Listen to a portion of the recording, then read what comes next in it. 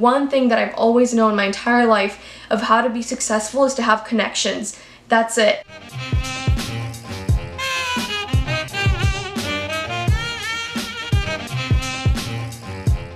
Hi everyone, it's Brenda and welcome back to my channel. It has been a while since the last time that I uploaded a video, so I'm actually really excited to be filming. It's been a while. I'm kind of trying to get back into it, get used to it. It's a little weird being in front of the camera again. I just really wanted to talk about this topic. There's been a lot of people asking me lately, and I just kind of thought it would be a lot easier to just make a video. I'm gonna be going off my phone and referencing kind of from the questions from there, so I don't really have like a set schedule or like bullet points of things to talk about, but I feel like maybe this is gonna help a little bit since it's something I've been asked frequently. But if you guys do have any more questions, make sure to leave them in the comments below and I will probably make a second video about it. So yeah, for all you new people that are tuning in, welcome. My name is Brenda. I am kind of like a lifestyle slash travel blogger, or not really blogger, but content creator.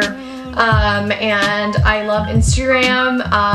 I started last year, like officially, and up to this day I've just been very, very happy with the outcome, and I just kind of wanted to share with you guys how I did it, how I've gotten to this point, and obviously, as you guys can tell by the title, how to become an Instagram influencer, blogger, content creator, and how to get paid.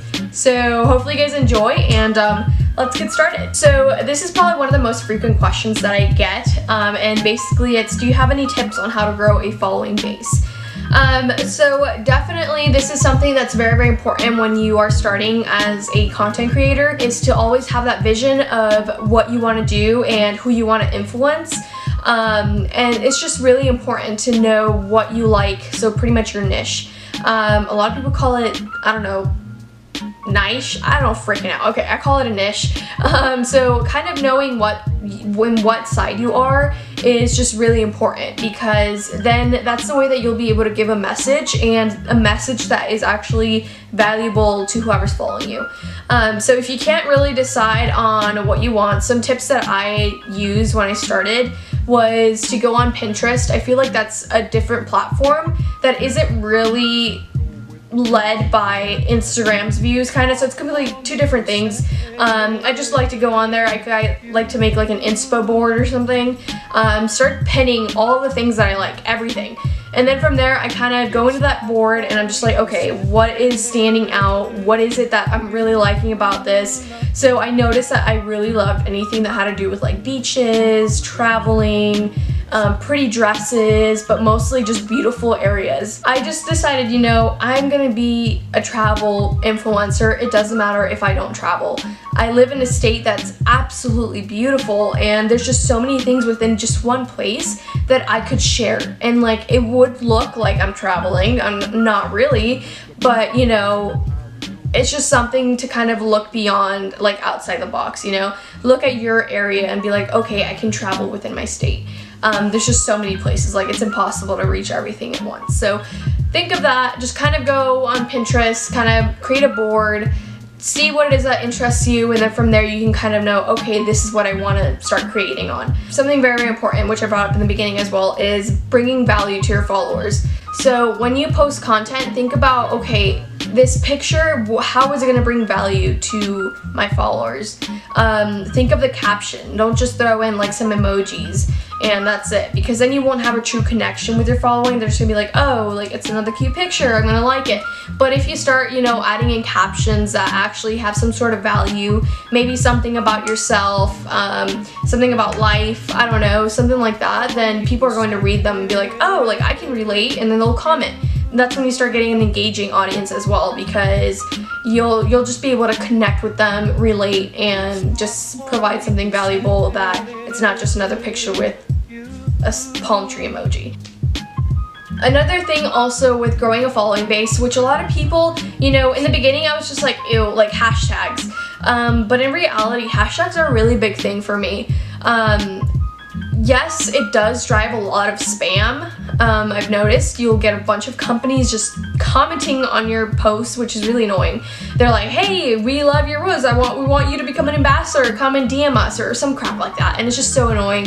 But definitely hashtags are really important. If you don't want it to show like in your in your description or like your thing, whatever, then put it in the comments. Just like once you post a picture, prepare your hashtags beforehand, and once you post it, post your hashtags in the comments. That way it won't like spam your people that you commented a bunch of hashtags. But yeah, so that's a really good way to expand your reach from what you are already following. Make sure to target small hashtags, not the big ones that have like 1.2 million people in it. So make sure to target small hashtags, very, very niche hashtags. And that way you can expand your reach and you'll see some followers out of that. I've seen, like, I think the most I've gotten off a post with hashtags was like 30 followers. So definitely really important to use hashtags, research them. Go on Instagram, see, you know, what hashtags are related. If you go in there and actually look up, let's say, hashtag travel, Instagram will give you like recommendations on other hashtags similar to that. So if I type in travel in here, and I don't know if you guys can see it, probably not, but basically right here there's gonna be like a line. And that gives you other hashtags similar to that, and then you can start kind of researching them, write them down, and then be like, okay, I'm going to use these for my next post. Make sure that they're not super big. Like this one that has 77.5 million. Of course, I'm not going to target that. That would be insane. I'm never going to show up. So definitely go with smaller ones. So someone said, hi Brenda, I'm currently working on content for my lifestyle Instagram and YouTube page, and I've been a follower of yours on my personal page for some time. Do you have any recommendations for us newbies? So yes, like for this specific question, since she wants to grow her Instagram and YouTube page, really important in the beginning when you're barely trying to figure out what you want to do, what you're going to be influencing on.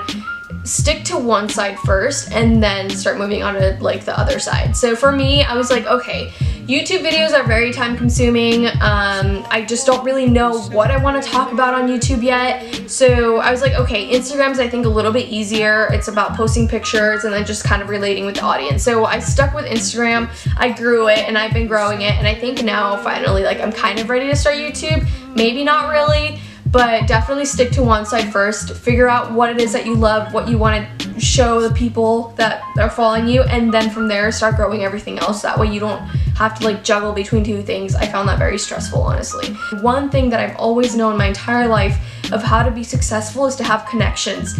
That's it. Reach out to other bloggers, Instagrammers in your area. One really cool way to find them is obviously hashtag, like if you're in Arizona, hashtag AZ bloggers. If you're in California, then hashtag CA blogger or hashtag, you know, LA blogger. And go find people that are kind of in your range of following as well, even a little bit bigger. That's totally fine. And reach out to them and be like, hey, I love your content. You know, obviously be genuine. Don't be like fake or anything. Be like, I'd love to hang out sometime. Maybe we can create some content together, and you can do that. I think that's super important. Connections are everything. Anyone that's successful is going to tell you connections are just super important, because that's how you get things. That's how you go to events, is because there's some sort of connection with someone that has access to that. So always make connections, make friends. Don't just try and grow on your own, because it's not going to work. If you really want to start, you know, growing, make friends. That's, you know, that's the holy grail of everything. You'll start seeing a bunch of companies reach out. I feel like in the beginning I was a little bit overwhelmed. There was just a lot of people reaching out to me. Hey, we love to send you a free product. And there's just so many companies, and we all love free stuff, okay? Like, I love free stuff. I want everything, and that's something that I didn't grasp in the beginning. I then started getting overwhelmed with all these products that I really didn't actually like, just because I wanted it. So then I just started becoming very upset that I had to post about products that I didn't like, and it just made it seem so ungenuine. Something that made it look like all those negative things that people talk about influencers. Yeah, they just pretend like they love these products because they just want it for free or this stuff like that. And it's true. You know, when you're a beginner, it's just you're very easily persuaded by all these companies to send you all these free products. Always keep that in mind, you guys. You know, figure out what you want to do. Obviously, free stuff is amazing, but at the end of the day, if you really want to be a Instagrammer, it's important to be genuine. That's the only way you're gonna have a legitimate following that can trust you. And when you actually have a really good partnership, they will believe you, and you will have a really positive outcome out of it. So keep that in mind. Yeah. you'll get companies reaching out to you like around 6,000 to 7,000 as well, but it's all free products, which is totally fine. You'll get to know it a little bit, see how it works. But once you start getting like from 8,000 to 10,000, you'll have companies reaching out, still offering free products. So that's when I start to kind of negotiate. I'm like, hey, definitely love it, but I do have like a rate as an influencer. Normally what I go by as, if at 10,000 is $100, then obviously 20,000, 200, and all the way up to, if I have 100,000 followers, then that's $1,000 per post. So I just kind of go by that ratio. So by every 10, it's $100.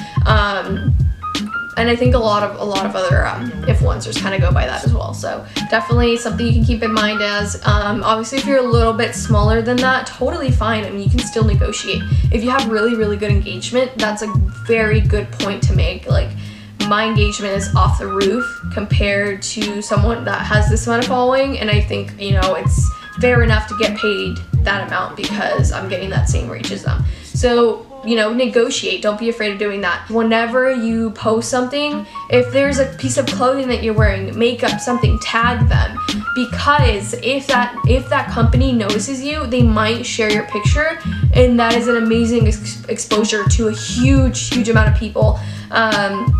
So like, let's say this thing, if I post a picture with the pink logo, I'll tag Victoria's Secret, I'll tag Pink, I'll tag every, you know, whatever it is, I'll tag NARS for my foundation, and then if they see it, maybe they'll like the picture, or if anything, they might reach out through email and be like, hey, we'd love to collaborate with you. So always tag companies, because they have a lot of influence on people that care about their brand and that follow their brand, like, you know, loyalty, I don't know, what's the word? They're loyal to the company, yes. So if they're loyal to that company and they see, oh, they're sharing this person, like, who is that?